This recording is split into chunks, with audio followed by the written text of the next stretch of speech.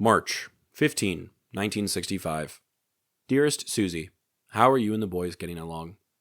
I hope you're all right. Things are about the same for me. We had a pretty quiet weekend. I got a birthday card and a letter from Laverne yesterday. She said she finally had all her teeth pulled. I was glad to hear it. I imagine she feels a lot better now. I also got a birthday card from your mother yesterday. Today I got one from Colonel Kretlov, that insurance man from Benning. I have been injured.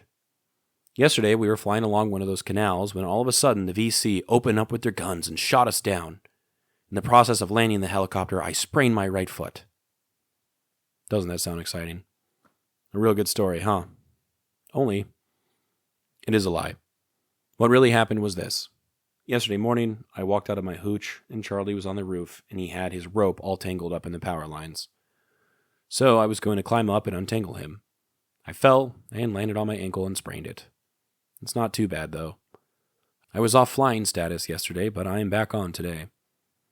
Well, I hate to send you a one-page letter, but as I said, we had a quiet weekend. I love you all and miss you.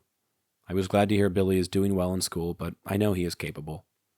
All my love, Bill. At first glance, today's letter seems pretty uneventful. Poppy talks about getting birthday cards, catching up with family, and even cracks a joke about a relative finally getting their teeth pulled. But then he casually drops a bombshell that he has been injured. For a split second, you can imagine the panic Meemaw might have felt reading those words. But then Poppy launches into an exaggerated war story, making it sound like he was shot down in combat, like he was a hero and his injury was gained valiantly, fighting the enemy and sacrificing his body like all the other people he had helped save before, in a way which made sense with all the danger he had been put up to in this point. Before quickly admitting, only it is a lie. The real story? He sprained his ankle trying to help his pet monkey untangle a rope from the power lines. This letter is a great example of Bill's storytelling style and his ability to use humor, even when delivering potentially alarming news.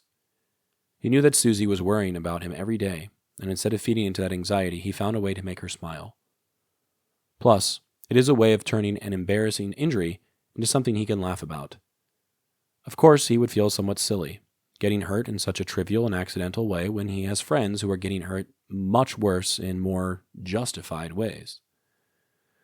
Poppy's story also gives us a small but telling glimpse into life at base.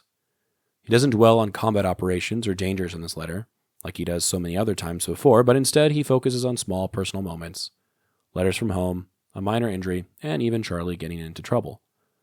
This is one of the things I find so fascinating about his letters in this project. Even in the middle of a war zone, it is the preposterous, nonsensical things which we are drawn to. They are the things worth sharing. Combat operations become commonplace, and twisting your ankle because you climbed up on a roof becomes noteworthy. There's also something to be said about the way soldiers like Poppy relayed information home. Many men in Vietnam downplayed their injuries, hardships, or dangers to avoid worrying their loved ones. Bill's sprained ankle might have been painful, but rather than focusing on that, he spins it into a lighthearted story. He may even have enjoyed the time off from the new and stressful expectations of combat operations, allowing himself a day to relax with his injury. Who knows? The photo I chose for today depicts Charlie and Doll sitting on the grass, eating tomatoes and lettuce. I assume they're eating table scraps. Behind them is a soldier's boot, clearly belonging to someone sitting on the ground with them, enjoying their company. Also, in addition to it being Poppy's birthday around this time, I'd like to wish a very quick happy birthday to my brother. He isn't listening because he's traveling, but I hope he enjoys this episode when he does. As always, beware the Ides of March.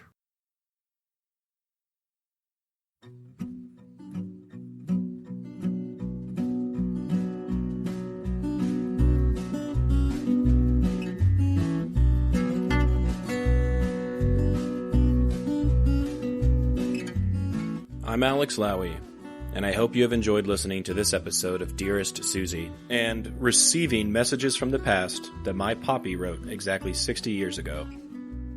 I sincerely appreciate your time and interest. Please consider following the podcast on your preferred platform, and if you're enjoying it, I kindly ask that you take the time to rate the show and leave a review.